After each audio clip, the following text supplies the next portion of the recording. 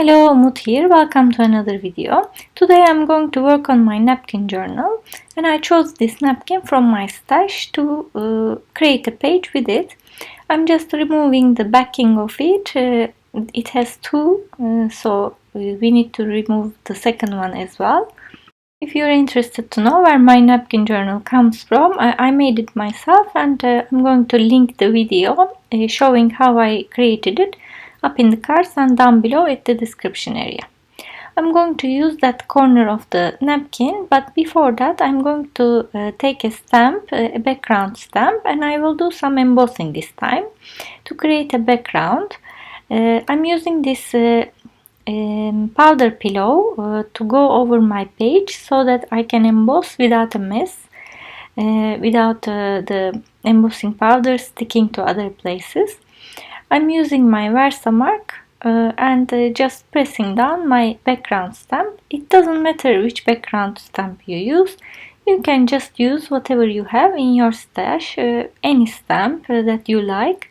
I don't know where this is from. It might be Hero Arts, I'm feeling, but I lost the packaging, so I really don't know. I'm using embossing powder in gold, Princess Gold from Ranger this is. And I don't have a perfect impression, but that's what I wanted. I want it to be just a background like we are stamping here and there, but just in gold. So I'm just also wiping with my hand some areas that looks like a square or a straight line, and heat set it with my embossing, with my heat gun. Now that I have some interest at the back, I'm just going to rip off my napkin to fit at the corner that I want to, and I'm using my matte medium to glue it down. Don't forget that I'm also covering my napkin with matte medium too, to be able to use other mediums on it. If you don't cover it with matte medium, you will end up having a porous surface on your napkin and you will have difficulty to put color on it if you want to. Today I'm going to use my Neocolor 2 water-soluble crayons. I store them in color groups, so I just went through them and selected the ones that goes with the colors that I see on my napkin. I have my water brush as well. These are water-soluble crayons like Dina Wakley's crayons or other crayons that you see in the market. They are a little bit expensive, so if you're not crazy about water-soluble crayons, you can find cheaper ones out there. There was a time that I loved water-soluble crayons, so I got these, but now I almost don't use it at all, so I think I need to just remember them and use them. I'm just going around the areas to complete the colors, just coloring a little bit and then using my water brush to dissolve the color and make it like a gradient through the white areas. I'm just using this beautiful lime green, pastel green, olive green, grass green, more deep green, and a couple of orange shades. One is really light apricot and one is a dark bold orange.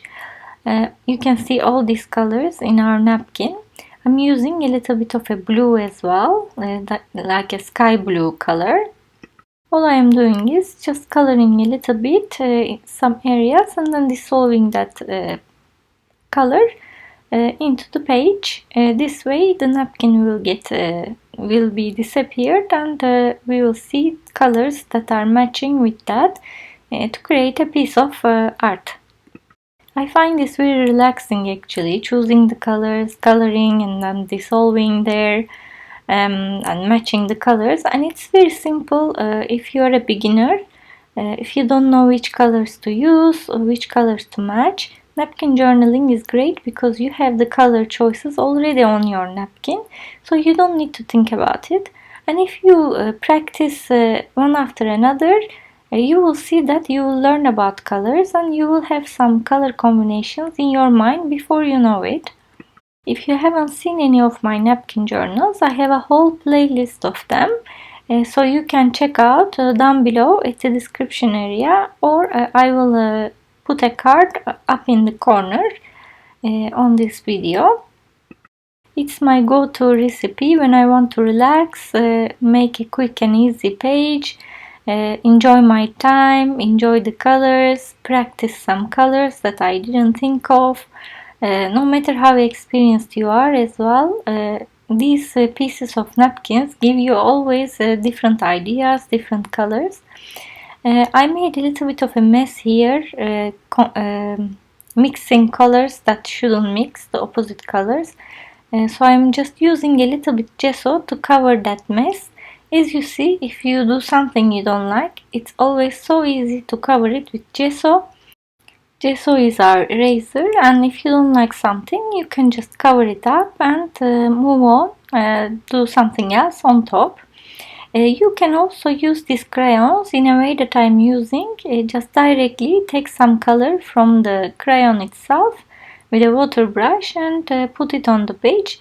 Of course, it comes with less intensity, but if that's what you want, that's another easy way to use. Or you can do like this. Put a little bit on your craft mat, put some water, spray some water and do splashes, or use the color directly from there. So they have many uses to them. Because blue is the dominant color on the napkin, I just wanted to do some blue splashes and of course some light white splashes, because why not? And now I'm going to stamp my sentiment now that I'm happy with the colors on the page. As you see, the napkin got disappeared completely, and we have nice colors and the gold embossing that comes and brings elegance to it. I stamped this dream sentiment from one of my stamp sets of Paper Artsy with Stormy Sky Distress ink, and I am just stamping a couple of little butterflies from a Stampandus stamp set. I'm going over this dream sentiment with my Faber-Castell marker because it was not a perfect impression. And I think I'm done with this page. I really love it. I will show you the gold embossing, how nice it looks. It's not clear from camera, from up, but when I show you the shine, it looks really nice with these colors and adds a lot to the page. I hope you enjoyed this video. If you did, please don't forget to subscribe, hit the like button, or leave me comments down below. Also, don't forget to follow me over Instagram as I show different projects or my work in progress projects, upcoming projects. So I would love to see you there as well. Thank you so much for watching. Take care, stay safe, and see you next time.